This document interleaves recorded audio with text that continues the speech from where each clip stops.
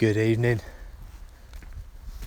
You can just tell it's night time, can't you? It's just got that stillness. Yeah, it's a beautiful night actually, but it's bloody freezing. But yeah, I'll keep it just a quick one. I think this one. I think it's going to be like a little diary entry. Dear Kitty. Oh my God, that's morbid. Right, scratch that from the record.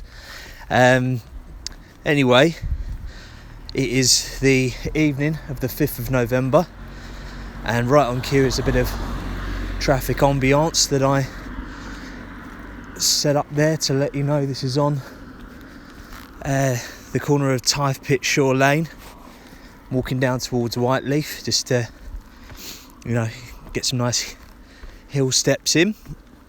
But yeah, it's really nice tonight, and it's been quite an interesting day. England has joined the other parts of the UK and is now in a full national lockdown. Nothing more about that needs to be said really, and the Tidbits Pod certainly isn't the place for comment on that anyway. So elsewhere in the world, people are watching the votes getting counted for the US elections.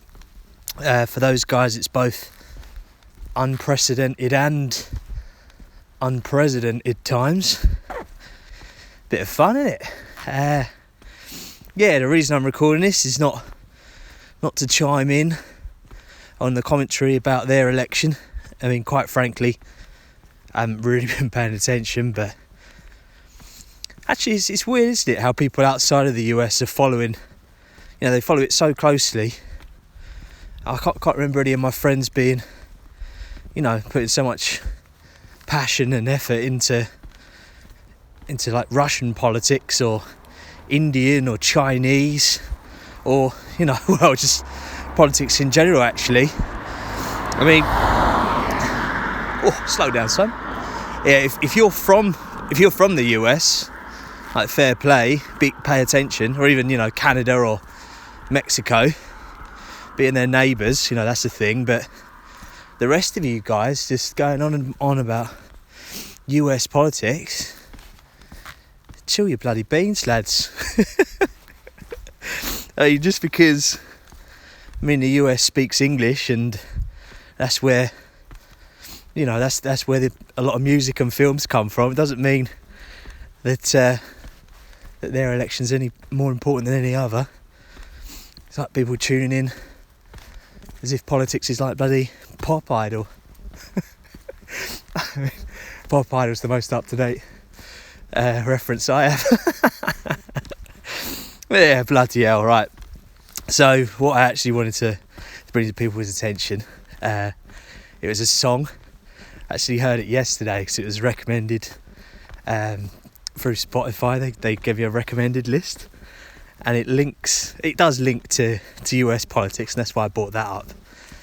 You gotta love those algorithms, baby. It's like, oh God, it's fucking astounding. Like, so it's rare that a song is both, body contortingly cringeworthy, it's like so misjudged, but also just so funny. Like, it's Cher, and what's she like? She's in her 70s, and she's singing about US presidential candidate smoking Joe Biden, and it's called "Happiness is Just a Thing Called Joe." I mean, from what I've read, it's a song from the 40s, but they've rejigged the words, brought it bang into the present day, and yeah, I can't play this song in here, but let me just pull up the lyrics. So these are amazing. Okay, here we go. It seems like happiness is just a thing called Joe. He's got a smile that makes the lilacs want to grow. He's got a way that makes the angels even sigh when they know President Joe's passing by. Right now, our country's gloomy, fear is in the air. But when Joe's president, hope is everywhere. Troubles fly away, and life will easy flow.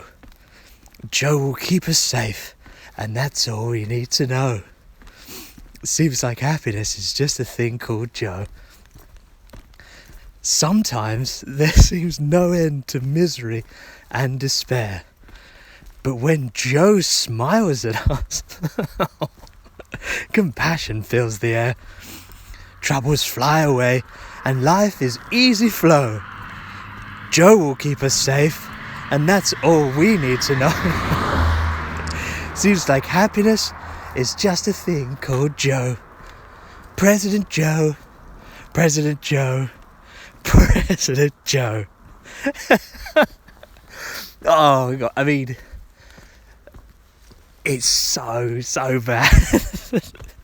Just imagine her at the inauguration. You know, she comes out, little Joe sitting there. Well, this is assuming he wins, but he'll be wearing his little suit or whatever, all his little mates there, and and she'll come out in like some massive, you know, outlandish outfit, like big wig or whatever, and she'll be like, oh man, yeah, it's President Joe, yeah, he loves you so, give him a kiss. Oh yeah. Is it his wrinkly balls? Oh yeah, they're pretty grim. Shoop, shoop, shoop, shoop, shoop. Joe is fucking cool. Oh man. Oh, amazing. Do you believe in life after Trump? Fuck me, can't wait. I cannot wait. But I'm just so happy that I'm not patriotic. I mean, imagine looking at a potential leader of the executive part of your country's government and going, wow, that's a smile that makes the lilacs want to grow. It's just so grim. But yeah, go and look up Happiness is Just a Thing Called Joe on YouTube. It's got the song, and there's also a sort of grimy montage of old crusty Joe smiling and posing with people for photographs, and oh man. I'm just not getting across just how strange it is. So sort of threatening, but yet so light-hearted at the same time. I mean, imagine it's sort of like the last video you'd be shown in a cult, like before they come and cut your balls off or something. It's with a big smile on their face. Like. Anyway, yeah, go and listen to it. It's an absolute treat, and yeah, keeping this short. But of course, this isn't a dig at Joe. He's trying his best, isn't he? And yeah, he's a shit option, but definitely isn't as shit as the other option. My God, but bit of well considered satire there for you. Anyway, thanks for listening. You are an absolute legend. Don't forget to share. You know, I'm not actually going to put this one up on Instagram or any of those things, so bloody hell, that is comic book cliche creepy. Ugh. But yeah, I challenge you guys, that one of the inner circle, one of the absolute legends, because you guys have already subscribed. I challenge you to just tell one person, you know, see what they think, and yeah, let me know what you think at tidbitspod protonmail.com if you want to get involved. It's I think I'm going to head back home now, a little bit scared. Catch you next time.